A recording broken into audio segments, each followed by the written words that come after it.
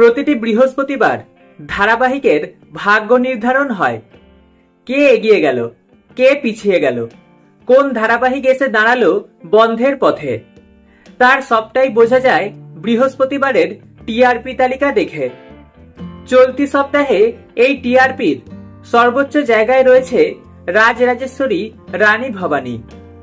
Bengal topper হয়েছে রাজনন্দিনীর ধারাবাহিক।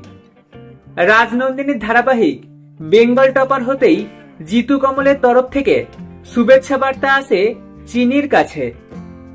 রাজনন্দিনীর সঙ্গে একটি ছবি পোস্ট করে জিতু লেখেন, অনেক অনেক শুভেচ্ছা চিনি, দ্য বেঙ্গল টপার গার্ল।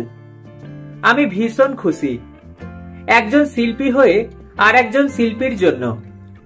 সে ছোট পর্দা বা বড় পর্দার যে শিল্পী হোক না কেন, ওর জন্য আমি ভীষণ ভীষণ খুশি।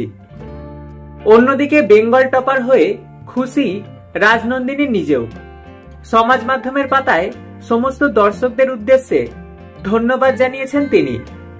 পাশাপাশি জিতুর পোস্ট করা ছবিটি শেয়ার করে রাজনন্দিনী লেখেন, অনেক ধন্যবাদ জিতু কমল দা, তোমার মতো একজন অবিশ্বাস্য সিনিয়র অভিনেতার কাছ থেকে এটা সত্যিই অসাধারণ, ধন্য।